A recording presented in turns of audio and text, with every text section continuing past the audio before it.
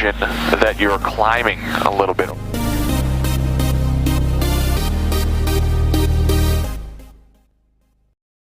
Row 11, VOR runway 11 right approach in use. Aero Beach Ground, good morning, Cherokee 9174 Mike with Mike Paris Air, westbound departure please. Cherokee 9174 Mike, Aero Beach Ground, runway 11 right, taxi via Charlie. Runway 11 right via Charlie, 74 Mike. Good morning folks and welcome to Florida on a not so sunny day. Today I'd like to take this opportunity and teach you folks hopefully the proper way to perform steep turns. We just left the Paris Air ramp. We're on our way to runway 11 right and we'll be making our way out to the west practice area of the Vero Beach Airport, just about 8 or 9 miles to the west. On the way out there we'll have some discussions relating to aerodynamics and some technique. And when we do finally arrive into the west practice area, we will perform a few steep turns showing you the proper way to perform them, some common errors, and some other tips and tricks to help you along the way. Welcome. And Vero Beach Tower, good morning. Cherokee 9174 Mike, number 1, runway 11 right.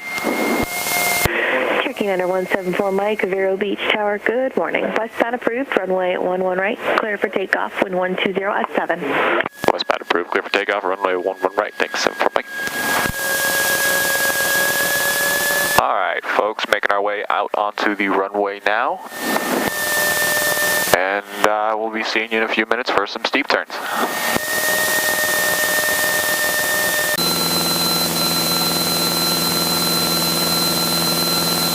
1,000 foot check, fuel pump on, fuel pressure in the green, engine instruments in the green.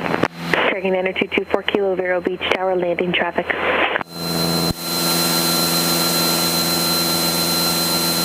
As we make our way out to the west practice area, let's go ahead and take this opportunity to not waste too much time on the Hobbs meter there and discuss a few things involved with performing steep turns. Number one, why do we perform steep turns? A lot of people tend to ask, why do we perform steep turns? Well, if you really think about it, you wouldn't want to drive a vehicle on your own, something new that's going to require quite a bit of physical coordination to properly operate. So just like in an airplane, when you're getting your private license or your commercial license, whatever the case may be, being able to properly coordinate the aircraft the way you would like to is an essential part of flying it. And steep turns really incorporates a lot of different types of skill, aerodynamics, performance, and understanding what's going to happen with the aircraft in order to properly make it do what you would like it to do. According to the practical test standards, which we'll put up the screen, or put up on the screen here in a second, you need to maintain plus or minus 100 feet for private and commercial standards in order to properly perform this task on a check ride and be able to roll out on a certain heading, do a 360-degree turn, and roll out on that same heading to end the task or end the maneuver. There's a couple different ways that people perform this maneuver in terms of bank angle, and that depends on what check ride you are going to be conducting. A private pilot check ride, the number 45 degrees tends to fall into a lot of people's head when we're discussing steep turns. And that's correct, but the real reason as to what a steep turn is and why it's 45 degrees in a private pilot check ride is it's not just bank angle.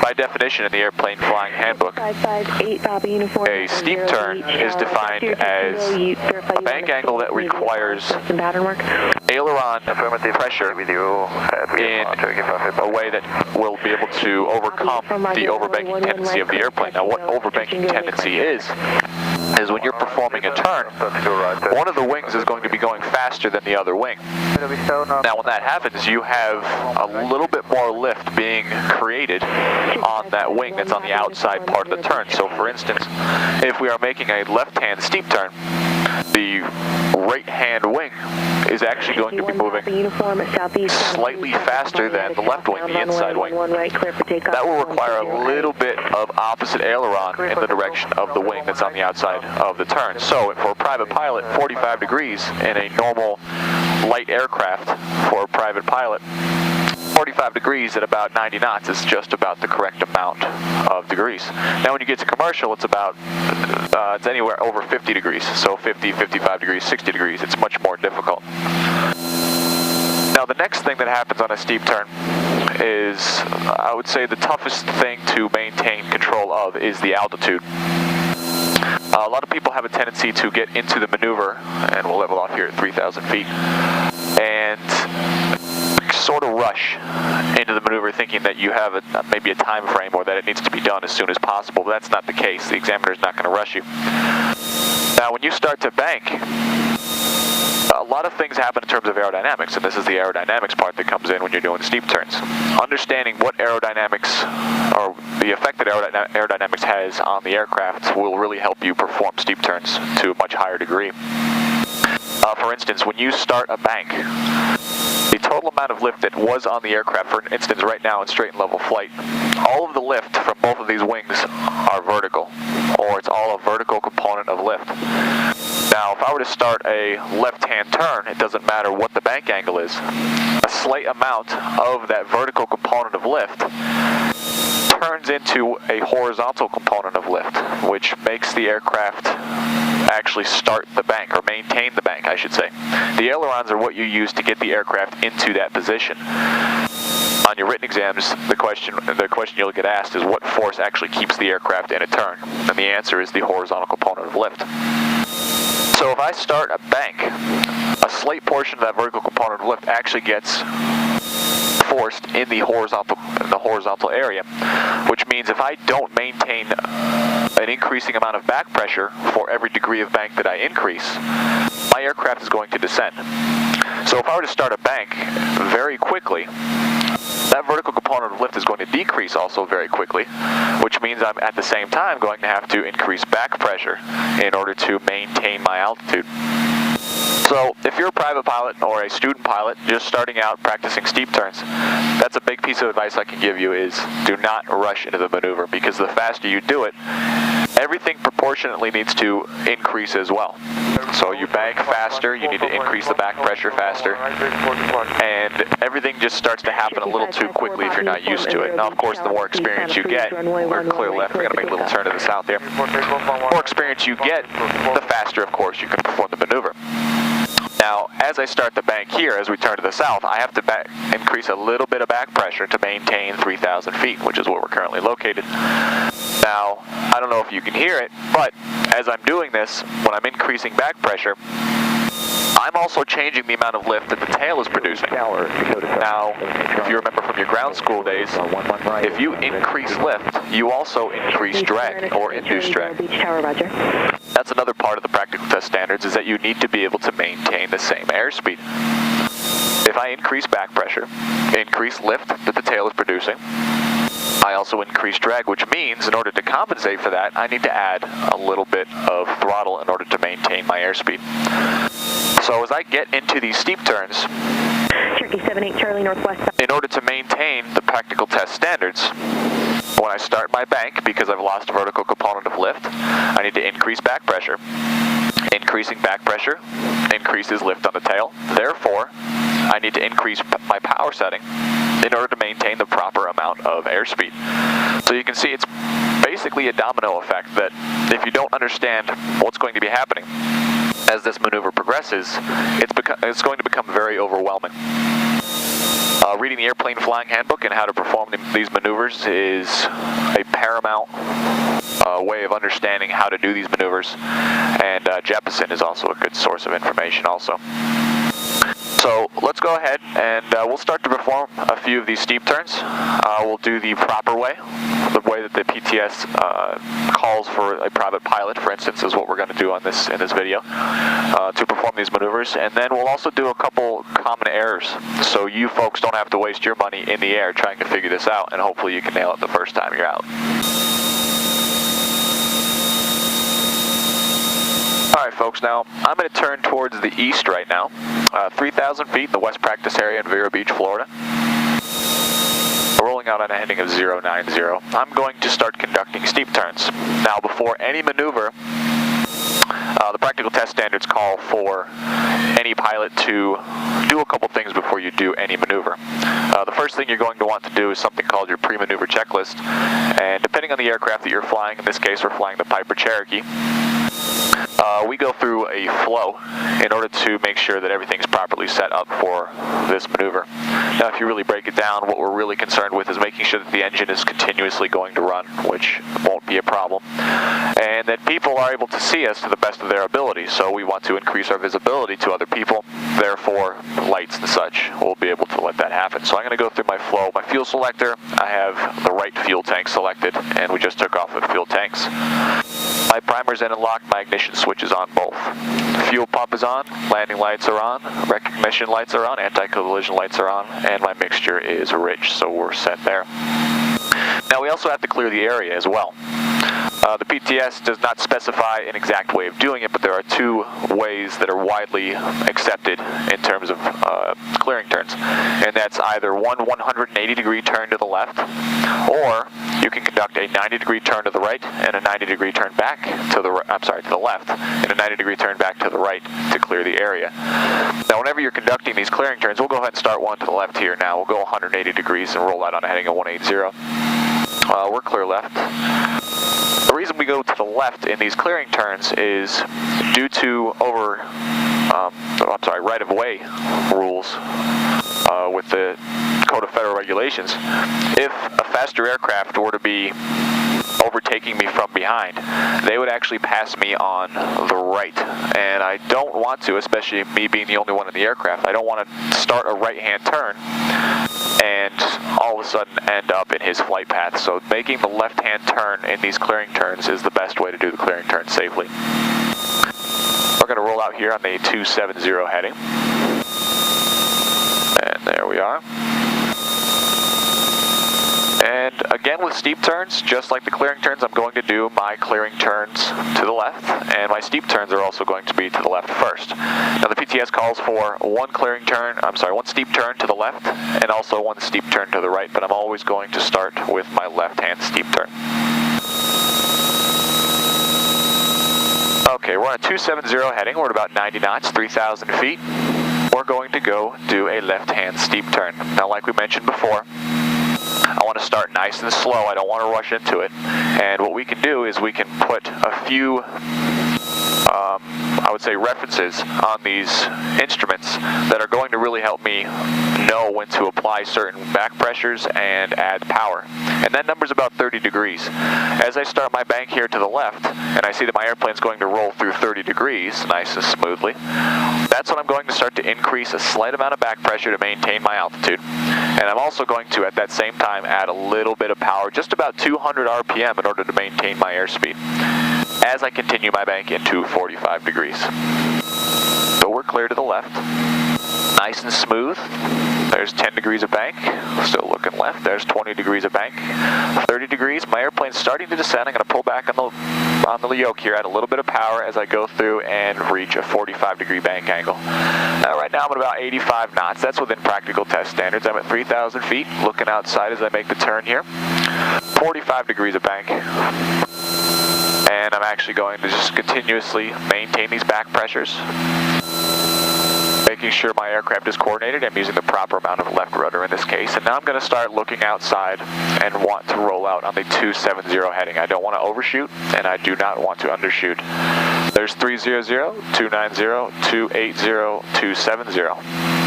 3,000 feet. I'm going to decrease the amount of power that I had just applied to the aircraft, and that's a left-hand steep turn.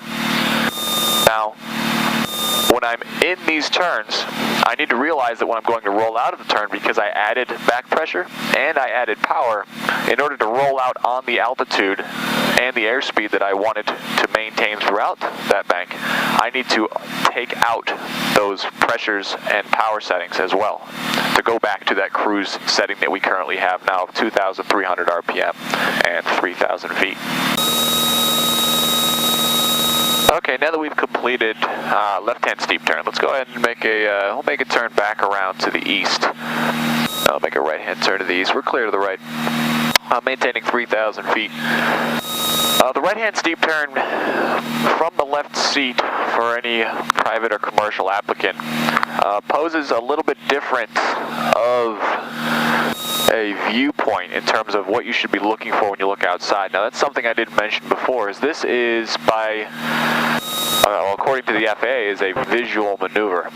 Now, I'm no one to argue that, but looking outside is of paramount importance when you're doing this maneuver. 45-degree bank angle can actually be established by just looking outside and looking at your instrument panel in relation to the horizon that's out in front of you.